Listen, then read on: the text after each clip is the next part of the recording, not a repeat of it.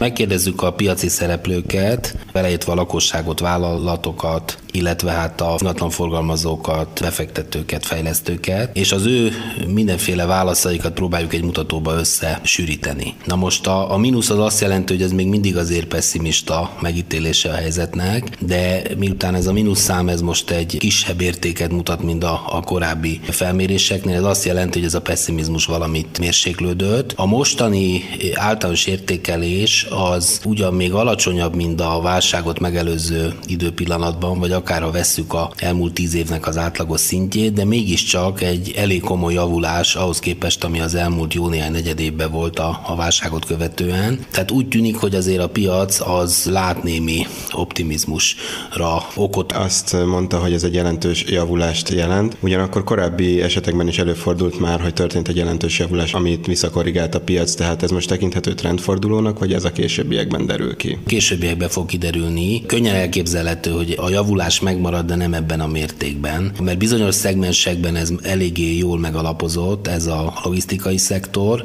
de hogy igazából a lakásszektor kedvező pályán van-e mind, ami kijött a mostani felmérésünkből, azért ez egy erős kérdés, tehát lehet, hogy a következő felmérési eredmények a lakásszektorra kevésbé lesznek pozitívak, és akkor ez nyilván az összindexet is egy kicsit kedvezőtlenebb szintre viheti. A lakásszektorra visszatérve láthattuk, hogy a beruházók, illetve az ingatlanfejlesztők pozitívabban látják a jövőt, mint a lakásvásárlók, illetve a lakosság. Ezt egy picit kibontaná, hogy mit jelent? A lakosságtól ugye azt kérdezzük, hogy tervezi az következő 12 hónapban, hogy lakást vásárol valamilyen módon vagy építet, és itt a válaszok azt mutatják, hogy elbizonytalanodás van. Tehát onnan nem néz ki egyelőre, hogy egy érzékelhető keresleti többlet jelentkezzen a piacon. Ezzel szemben a szakmai szereplői a piacnak, azok azt vélik, hogy itt a következő időszakban javulás lesz. Érdekes módon az árakban ez még nem látszik. Az árakban továbbra is jellemzően árcsökkenést prognosztizál mindenki. Egy kicsit kevésbé, mint a megelőző felmérés alapján. Tehát mondjuk a fővárosban egy olyan 2%-os nominális árcsökkenést mondanak átlagban különbségekkel egyes területeken, de összességében ezt mondják. Korábban ez egy picit 3% fölött volt. Ha kívülről tekintek erre a piacra, akkor azért látszik némi ellentmondás. Itt az történik, hogy folyamatosan csökkennek az árak a lakáspiacon, és ehhez képest mégis az ingatlanfejlesztők a optimistábbak, és a vásárlók pedig a pessimistábbak, mikor elvileg a piacnak másképp kéne működni. Tehát az alacsonyabb áraknak a vásárlóknak kéne örülni, és nem pedig a beruházóknak. Igen, csak itt mindenki előre néz, tehát a beruházó az, ha elindít egy projektet, akkor arra kell, hogy gondoljon, hogy amikor az véget ér 2-3 év múlva, akkor milyenek lesznek az árak. És érdekes, hogy a fővárosban ugye minden mutató a lakáspiacon általában esik az új építés engedélyeket tekintve, de speciál a fővárosban nem csökkent a négyzetméterben számolva az új engedélyeknek a kiadott mértéke az első 3 évben idén. Tehát úgy tűnik, hogy úgy vannak vele a beruházók, hogy ők állandóan készülnek arra, hogy elinduljanak a projektekkel, de még egyre nem indulnak el, de reménykednek abba, hogy értelmes lesz. Ha ők egyszer úgy ítélik meg, hogy 2 év múlva újra megindulnak fölfele az árak, akkor valószínűleg elindítják a dolgokat, csak egy nagy kérdés, hogy mikor fogják úgy érezni. A lakáspiacnál maradva mekkora készlet van, ami eladatlan, illetve hogyan alakulnak most a 2010-es évben a lakásátadások? Ugye idén a nagyon jó esetben kijön országosan a 20 000, de inkább alulról valószínűleg az eddigi számok alapján. Tehát ugye a készletet mi most ebben a felmérésben közvetlenül nem mérjük, de vannak forgalomban különböző számok, tehát azért olyan 3-4 ezerre teszik a fővárosban, és azért országos szinten egy olyan 10 jó néhány ezret mondanak. Tehát hogyha ezt a kettőt együtt nézzük, hogy a várható új építések meg a készlet, azért ez elég jelentős. Tehát valószínűleg a túlkínálati pozíció az még jó darabig fönnmarad a piacon. Ebből az is következik, hogy noha itt most az jött ki a felmérésünkből, hogy egy ilyen infláció körüli áremelkedést várnak a fővárosban az új lakások tekintetében, de hogy hát ez alig ha lesz realizálható.